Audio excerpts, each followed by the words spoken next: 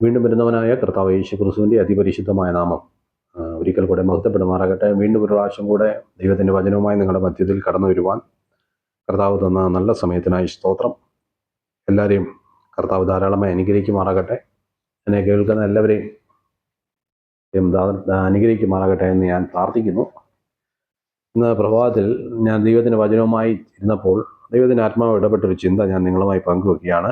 ഉൽപ്പത്തി പുസ്തകം 18-ാം അധ്യായം അതിൻ്റെ 14-ാം വാക്യമാണ്. യഹോവയാൽ കഴിയാത്ത കാര്യമുണ്ടോ? ഒരാണ്ട് കഴിഞ്ഞിട്ട് ഈ സമയമാകുമ്പോൾ ഞാൻ നിന്റെ അടുക്കൽ മടങ്ങി വരും, സാറായിക്കൊരു മകൻ ഉണ്ടാവുമെന്ന് അരുളി ചെയ്തു. അബ്രഹാമിൻ്റെ ഭവനത്തിൽ കടന്നു വന്ന ദൂതന്മാർ അബ്രഹാമിനോട് പറയുന്ന ഒരു കാര്യമാണ് നാം വായിച്ചു കേട്ടത്. യഹോവയാൽ കഴിയാത്ത വല്ല കാര്യമുണ്ടോ? ഒരാണ്ട് കഴിഞ്ഞിട്ട് ഞാൻ നിന്റെ അടുക്കൽ മടങ്ങി വരും, അപ്പോൾ സാറയ്ക്ക് ഒരു മകനുണ്ടാവും. അപ്പോൾ ദൂതന്മാർ പറയുന്നൊരു കാര്യം, യഹോവയാൽ കഴിയാത്ത വല്ല കാര്യമുണ്ടോ? അപ്പോൾ എന്നെ കേൾക്കുന്ന സഹോദരങ്ങളോട് പറയട്ടെ, എൻ്റെ ജീവിതത്തിലും നിങ്ങളുടെ ജീവിതത്തിലും ഈ ലോകത്ത് സകല മനുഷ്യൻ്റെ ജീവിതത്തിൽ ദൈവത്തെ കൊണ്ട് കഴിയാത്ത ഒരു കാര്യങ്ങളുമില്ല. രാത്രികാലം ദൈവത്തെ വിശ്വസിക്കണം. നിന്റെ വിഷയത്തിൽ ഭാരപ്പെടുന്ന വിഷയങ്ങൾ, പ്രയാസപ്പെടുന്ന വിഷയങ്ങൾ എല്ലാം പരിഹരിപ്പാൻ കഴിയുന്നൊരു നല്ല കർത്താവിനെയാണ് ഞാൻ നിങ്ങളും ആരാധിക്കുന്നത്. Praise Lord. ഇവിടെ ഇങ്ങനെയാണ് തുടങ്ങുന്നത്. അതിൻ്റെ 18-ാം അധ്യായം 1-ാം വാക്യത്തിൽ, അനന്തരം യഹോവ അവന് മമ്രയുടെ തോപ്പിൽ വെച്ച് പ്രത്യക്ഷനായി. അപ്പോൾ അബ്രഹാമിൻ്റെ പ്രത്യേകത എന്ന് പറഞ്ഞാൽ ദൈവവിളി കേട്ട് ഇറങ്ങി തിരിച്ച അന്നു മുതൽ അബ്രഹാമിൻ്റെ ജീവിതത്തിൽ പ്രത്യേകതയാണ്, എവിടൊക്കെ കൂടാരം അടിക്കുന്നു അവിടെയൊക്കെയും ഒരു യാഗപീഠം പണിഞ്ഞ് യഹോവയെ സ്തുതിക്കുകയും യഹോവയെ ആരാധിക്കുമായിരുന്നു. ക്രൈസ്തവോ അല്ലെങ്കിൽ ദൈവത്തിന് യാഗം നടത്തുമായിരുന്നു. അപ്പോൾ അങ്ങനൊരു സ്വഭാവം അബ്രഹാമിൻ്റെ ജീവിതത്തിൽ ഉണ്ടായിരുന്നത് കൊണ്ട് നമ്മൾ ഉൽപ്പത്തി പുസ്തകം 12-ാം അധ്യായം മുതൽ പോയിട്ട് വായിക്കുമ്പോൾ ഇടയ്ക്കിടയ്ക്ക് ദൈവം പ്രത്യക്ഷപ്പെട്ട് അവനോട് സംസാരിക്കുമായിരുന്നു. നമ്മുടെ കർത്താവിൻ്റെ പ്രത്യേകത സംസാരിക്കുക ദൈവമാണ്. അപ്പോൾ നിൻ്റെ ജീവിതത്തിൽ പ്രാർത്ഥനയും ആരാധനയും നിൻ്റെ ജീവിതത്തിലുണ്ട്. നിശ്ചയമായും ആ ദൈവം ഇത് കേട്ടുകൊണ്ടിരിക്കുക മാത്രമല്ല, ആ ദൈവം തിരിച്ച് നിന്നോട് സംസാരിക്കുക ദൈവമാണ്. Praise Lord. അപ്പോൾ ഇടയ്ക്കിടയ്ക്ക് ദൈവമായ കർത്താവ് അബ്രഹാമിന് പ്രത്യക്ഷമായി സംസാരിക്കുമായിരുന്നു. അവൻ്റെ ഭാവിയെക്കുറിച്ച്, അവൻ്റെ ജീവിതത്തെക്കുറിച്ച്, തലമുറയെക്കുറിച്ചൊക്കെയും ദൈവം അവനോട് സംസാരിക്കുമായിരുന്നു. ആ ദൈവം ഇന്ന് മരിച്ചിട്ടില്ല, ഇന്നും സ്വർഗത്തിലുണ്ട്. ആ ദൈവം ഇന്നും രാത്രിയിലും നിന്നോട് സംസാരിക്കും. നീ മുട്ടുപടയി കഴിഞ്ഞാൽ ആ ദൈവശബ്ദം കേൾക്കാൻ കഴിയും. Praise Lord. അപ്പോൾ ഇതാ അബ്രഹാം കൂടാരവാതിൽ കയറിക്കുകയായിരുന്നു. അവൻ തലപൊക്കി നോക്കിയപ്പോൾ 3 പുരുഷന്മാർ അബ്രഹാമിൻ്റെ ഭവനത്തിലേക്ക് നോക്കി നിൽക്കുകയാണ്. അവിടെ എഴുതിയിരിക്കുക, അവനെ ഓടിച്ചെന്ന് നിലം വരെ കുനിഞ്ഞ് അവരെ നമസ്കരിക്കുവാൻ ഇടയായിത്തീർന്നു. അതിനുശേഷമായിട്ട് അവരെ കൊണ്ടുവന്ന് അവരുടെ കാലുകളെ കഴുകി അവർ ഇരിക്കാൻ ഇരിപ്പിടം കൊടുത്തതിന് ശേഷം വേഗത്തിൽ കൂടാരത്തിൽ സാറയുടെ അടുക്കൽ ബന്ധപ്പെട്ട് എന്നിട്ട് 3 ഇടം കഴിയും മാവെടുത്ത് സാറയോട് പറഞ്ഞു, വേഗത്തിൽ കുഴച്ചപ്പം ഉണ്ടാക്കുക. എന്നിട്ട് തൻ്റെ പശുക്കൂട്ടത്തിൽ ഓടിച്ചെന്നിട്ട് നല്ല ഇളയതും നല്ലതുമായൊരു കാളക്കുട്ടിയെ പിടിച്ച് ബാല്യക്കാരൻ്റെ വക്കൽ ഏൽപ്പിച്ചിട്ട് വേഗത്തിൽ അതിനെ പാകം ചെയ്യാൻ പറഞ്ഞു. അങ്ങനെ അബ്രഹാം ആ അപ്പവും ഈ കാളക്കുട്ടിയെ പാകം ചെയ്തതുമായിട്ട് ഈ ദൂതന്മാരുടെ മുമ്പിൽ അല്ലെങ്കിൽ ദൈവദാസന്മാരുടെ മുമ്പിൽ കൊണ്ടുവെക്കുവാൻ ഇടയായി. അപ്പോൾ സഹോദരങ്ങളെ, രണ്ടാമത്തെ അബ്രഹാമിൻ്റെ ഒരു ക്വാളിറ്റി എന്ന് പറഞ്ഞാൽ ദൈവദാസന്മാരെ ബഹുമാനിക്കുക. ഹല്ലേലൂയ. നമ്മുടെ വലിയൊരു അനുഗ്രഹം കൊണ്ടൊരു കാര്യമാണ് ദൈവദാസന്മാരെ, അവരെ സ്നേഹിക്കുക, അവരെ ബഹുമാനിക്കുക, അവരെ മാനിക്കുക എന്നുള്ളത്. അപ്പോൾ റോമാലേഖനത്തിൽ ഒരു വാക്യമുണ്ട്, സുവിശേഷം പ്രസംഗിക്കുന്നതിൻ്റെ കാലം എത്ര മനോഹരം. അപ്പോൾ ഒരു ദൈവദാസൻ നമ്മുടെ ഭവനത്തിൽ കടന്നു വരുന്നത്, പ്രാർത്ഥിക്കുന്നത്, അല്ലെങ്കിൽ ദൈവത്തിൻ്റെ ആലോചന അറിയിക്കുക നമ്മുടെ വലിയ വിടുതലിന് കാരണമായി തീരും. Praise Lord. എന്നാൽ ഇന്നാണെങ്കിൽ പണ്ടത്തെ കൂട്ടല്ല. എല്ലാവരെയും മാനിക്കാൻ പറ്റത്തില്ല, എല്ലാവരെയും ബഹുമാനിക്കാൻ പറ്റത്തില്ല. ഇന്ന് ആൾക്കാരൊക്കെ എന്ന് പറഞ്ഞു കഴിഞ്ഞാൽ അങ്ങനെ സാധാരണ വരും, സ്പെഷ്യലായിട്ടൊക്കെ വരത്തുള്ളൂ, പ്രത്യേക ആൾക്കാരുടെ വീട്ടിലൊക്കെ വരത്തുള്ളൂ. അങ്ങനെയൊക്കെ ഉള്ള ആൾക്കാരൊക്കെ ഉണ്ട്. Praise Lord. അപ്പോൾ അത് ഞാനങ്ങ് വിടുവാണ്. സ്തോത്രം. അപ്പോൾ അബ്രഹാമിൻ്റെ രണ്ടാമത്തെ ക്വാളിറ്റി എന്ന് പറഞ്ഞാൽ അവൻ ദൈവദാസന്മാരെ ബഹുമാനിക്കുന്നവരായിരുന്നു.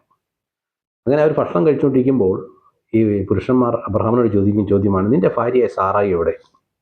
അപ്പോൾ നമുക്കറിയാം, ഒരു വീട്ടിൽ നമ്മൾ കടന്നു ചെയ്യുന്ന അച്ഛനും അമ്മാമ്മയും കൂടെ വന്നാണ് ആഹാരമൊക്കെ കൊടുക്കുന്നത്, ഫുഡൊക്കെ കൊടുക്കുന്നത്. അമ്മാമ്മയും വന്ന് സംസാരിക്കും. എന്നാൽ അബ്രഹാം മാത്രമാണ് ഇത്, അല്ലെങ്കിൽ ബാല്യകാലനോടാണ് ചെയ്യുന്നത്. ഒരിക്കലും ഈ സാറായി പുറത്തിറങ്ങി വരുന്നില്ല. അപ്പോൾ ഇവർ ചോദിക്കുകയാണ്, നിൻ്റെ ഭാര്യയെ സാറായി എവിടെ? അപ്പോൾ പുള്ളിക്കാരൻ പറഞ്ഞ കാര്യം, അവൾ അകത്തുണ്ട്, സാറായി കൂടാരത്തിനകത്തുണ്ട്. എന്തുകൊണ്ട് അവൾ പുറത്തു വന്നില്ല? അപ്പോൾ അന്നത്തെ കാലത്തിൻ്റെ ഒരു പ്രത്യേകത എന്ന് പറഞ്ഞാൽ, ഒരു സ്ത്രീക്ക് മക്കളില്ലെങ്കിൽ അവരങ്ങനെ പരസ്യമായിട്ട് ഇറങ്ങി നടക്കത്തില്ല. കുടുംബത്തിൽ അവകാശം കിട്ടത്തില്ല. ഒരു ശാപം കിട്ടിയ ജന്മം പോലെയുള്ള ജീവിതമാണ് അവർ. ശപിക്കപ്പെട്ടവളെന്നാണ് ആ കാലത്ത് മക്കളില്ലാത്ത സ്ത്രീകളെ പറ്റി അറിയുന്നത്. അങ്ങനെ അവൾ വളരെ നാളുകളായി ആരുടെ മുമ്പിൽ പ്രത്യക്ഷപ്പെടാതെ ഒതുങ്ങിക്കൂടി ജീവിതത്തിൽ ഒരു വിടുതലില്ലാതെ ഭവനത്തിലിരിക്കുകയാണ്. അപ്പോൾ ദൈവദൂതന്മാർ ഒന്ന് ചോദിക്കുകയാണ്, നിന്റെ ഭാര്യയായ സാറ എവിടെ? ഇന്ന് രാത്രി എന്നെ കേൾക്കുന്ന പ്രിയ സഹോദരങ്ങളെ, ദൈവം കടന്നു വന്ന, ദൈവത്തിൻ്റെ ദാസന്മാർ കടന്നു വന്ന നീ ഭാരപ്പെടുന്ന വിഷയത്തെക്കുറിച്ച് സംസാരിക്കും, അതിനെക്കുറിച്ച് തന്നെ ഇടപെടും. അതാണ് ദൈവത്തിൻ്റെ പ്രത്യേകത എന്ന് പറഞ്ഞു. ഹല്ലേലൂയ. അബ്രഹാം പറഞ്ഞു, അവൾ കൂടാരത്തിനകത്തുണ്ട്. അപ്പോൾ ആ ദൂതനും പുരുഷന്മാർ പറഞ്ഞൊരു കാര്യമാണ് നാം വായിച്ചു കേട്ടത്. ഹല്ലേലൂയ. അതിൻ്റെ 14-ാം വാക്യത്തിൽ, യഹോവയാൽ കഴിയാത്ത വല്ല കാര്യമുണ്ടോ? അപ്പോൾ കാരണം നിന്റെ ഭാര്യയെ സാറ എന്തിയെ അടുത്ത വർഷം നിനക്കൊരു കുഞ്ഞുണ്ടാവും എന്ന് പറഞ്ഞപ്പോൾ ഈ സാറ ചിരിച്ചുപോയി, അബ്രഹാം ചിരിച്ചുപോയി. കാരണം അബ്രഹാം ഏകദേശം 100 വയസ്സാവളുമായി. സാറയുടെ ഗർഭപാത്രത്തിൻ്റെ നിർജീവിതമാണ്, ഇനി അത് പ്രവർത്തിക്കാൻ കഴിയത്തില്ല. അപ്പോൾ അവർക്ക് തന്നെ ചിരി വന്നു. പൈസലോ ഇനി എങ്ങനെ നടക്കും? എങ്ങനെ ഇനി കാര്യങ്ങൾ നടക്കും? ഇത്രയും പ്രായം കഴിഞ്ഞ് ഒരു മുമ്പിൽ ഒരു സാധ്യതയുമില്ല. അപ്പോൾ ദൂതന്മാർ പറയുന്നൊരു കാര്യമാണ് നാം വായിച്ചു കേട്ട്, യഹോവയാൽ കഴിയാത്ത വല്ല കാര്യവുമുണ്ടോ? പൈസലോ. സഹോദരങ്ങളെ, എന്നെ കേൾക്കുന്ന പ്രിയ സഹോദരനോട് പറയട്ടെ, ഈ ദിവസങ്ങളിൽ എൻ്റെ ജീവിതത്തിലും നിങ്ങളുടെ ജീവിതത്തിലും ദൈവത്തെ കൊണ്ട് കഴിയാത്ത ഒരു വിഷയങ്ങളല്ല. രോഗമാണോ? സൗഖ്യമാക്കാൻ ദൈവത്തിന് കഴിയും. അടഞ്ഞ വഴികളാണോ? തുറക്കാൻ ദൈവത്തിന് കഴിയും. നിന്നെ ശുശ്രൂഷയെ പ്രയോജനപ്പെടുത്താനാണോ? ദൈവത്തിന് കഴിയും. ഹല്ലേലൂയ. ഈ ദിവസങ്ങളിൽ പ്രയോജനപ്പെടാൻ കഴിയാതെ ആരെങ്കിലും ഭാരപ്പെട്ട ഭവനത്തിനകത്ത് ഒതുങ്ങിക്കൂടിയിരിക്കുന്നെങ്കിൽ നിന്നെ അഭിഷേകം ചെയ്ത് കർത്താവചനത്തിൻ്റെ വെളിപ്പാടുകളെ തന്ന് ശക്തമായി ദേശങ്ങളിൽ പ്രയോജനപ്പെടുന്ന ദൈവത്തിന് കഴിയും. ദിവസങ്ങളിൽ നീ ദൈവത്തെ വിശ്വസിക്കുക. നിന്റെ സ്ഥിതികളെ മാറ്റുവാൻ, നിന്നെ ഒരു അനുഗ്രഹിക്കപ്പെട്ടവനാക്കി അല്ല അനുഗ്രഹിക്കപ്പെട്ടവളാക്കി തീർക്കുവാൻ, നിന്റെ ശാപിക്കപ്പെട്ട ജീവിതം മാറ്റി നന്മയുള്ള ജീവിതമാക്കി തീർക്കുവാൻ ദൈവത്തിന് കഴിയും. ദൂതന്മാർ പറയുന്ന കാര്യം, യഹോവയാൽ കഴിയാത്ത വല്ല കാര്യമുണ്ടോ?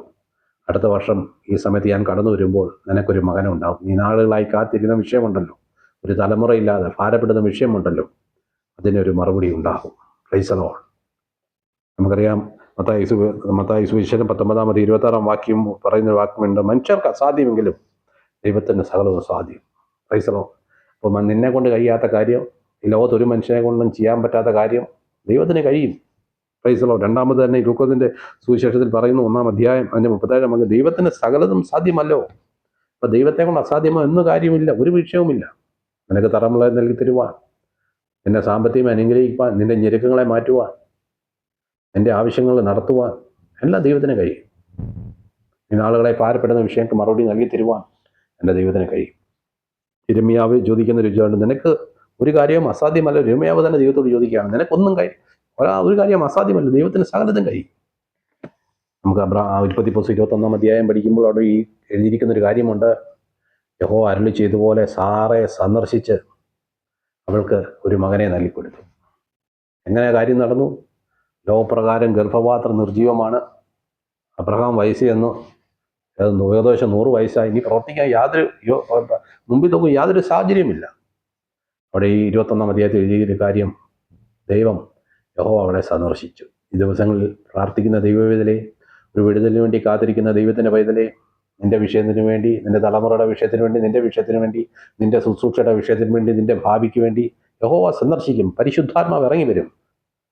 ഉയർപ്പ്, മരിച്ചടക്കപ്പെട്ട് ഉയർത്ത യേശുവിൻ്റെ മേൽ വ്യാപരിച്ച ആ പരിശുദ്ധാത്മാവ് നിന്റെ മേൽ കടന്നു വരും. വലിയ വിടുതലായി തരും, അനുഗ്രഹമായി തരും. ഈ ദിവസങ്ങളിൽ വാഗ്ദത്തം നിറവേറും. നീ ദൈവത്തെ കാത്തിരിക്കുന്ന, പ്രാർത്ഥിക്കുന്ന നീ ഒരിക്കലും ലജ്ജിച്ചു പോകത്തില്ല. അതിനായി ദൈവത്തിൻ്റെ ദാസന്മാരെ ദൈവം നിന്റെ ഭവനത്തിലയക്കും. വഴികളെ തുറക്കും. ദൈവത്തിൽ വിശ്വസിക്കുക, പ്രാർത്ഥിക്കുക. പ്രാർത്ഥന കുറയരുത്, ആരാധന കുറയരുത്. ഈ വചനങ്ങൾ ദൈവം നമ്മെ സഹായിക്കട്ടെ. God bless you.